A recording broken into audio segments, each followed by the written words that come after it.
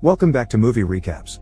Today I will show you an action-adventure film from 2017, titled Furious. Spoilers ahead. Watch out and take care. In 1223, shortly after the Battle of the Kalka River between the Mongols and various Rus principalities, a group of Russian men are traveling through the forest to hunt. Two of them have brought their children, Nastya, a girl that likes to play the flute, and Kolovrat, a boy that dreams of becoming a warrior and the prince's guard.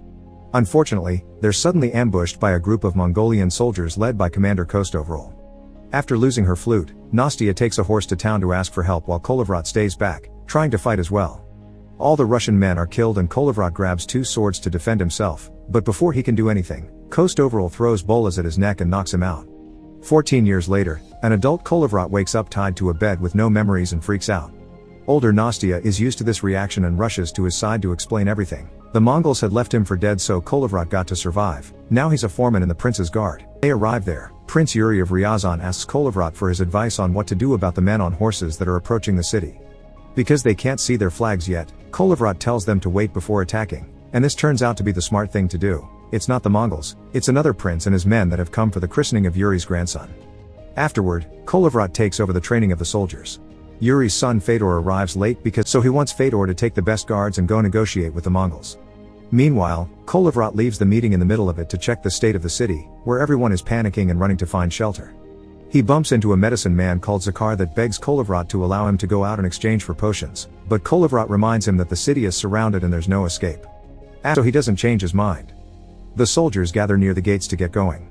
Karkan is going as well, and since they'll need a translator, Kolovrat chooses Zakar to come too because he understands the Mongols' language.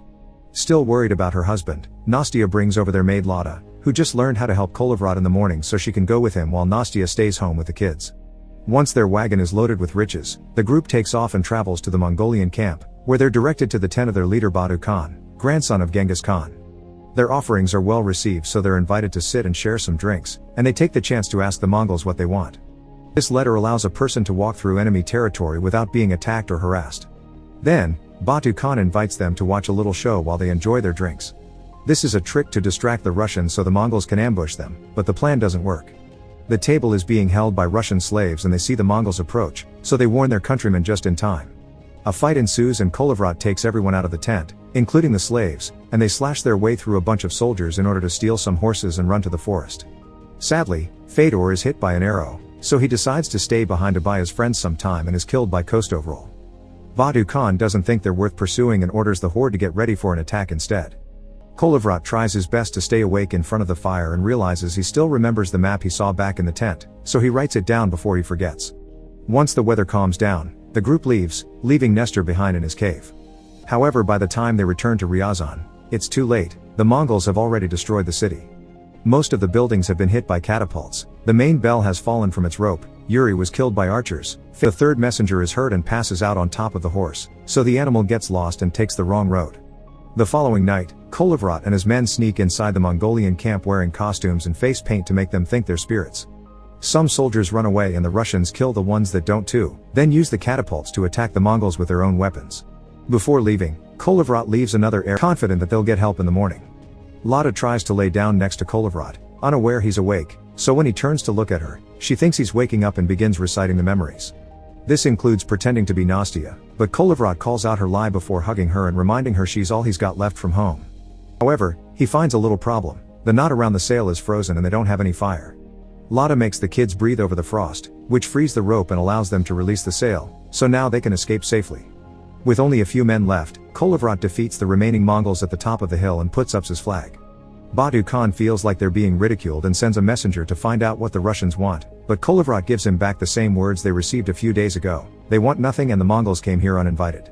As Kolovrat notices the sleigh sail at the river, celebrating the survivors have managed to escape right before he's knocked out by a rock. When he wakes up seconds later, Kolovrat has all his memories, but finds all his men dead. As a last honorable move, he goes down the hill, protecting himself from any attack by showing the talisman. Kolovrat falls to the ground and tells Batu Khan one day his people will have their revenge, then drops the talisman on the snow, asking the Mongolian leader to take it back. Batu Khan does as asked and Kolovrat smirks, pointing out he did make Batu Khan kneel for him after all before dying. Batu Khan is impressed by Kolovrat's heroics, saying this would be the warrior he trusted the most if he were one of his, then asks his men to give him a hero's burial. 5 years later, car. Make sure to subscribe and turn on notifications so you can watch more videos like this. Thanks for watching.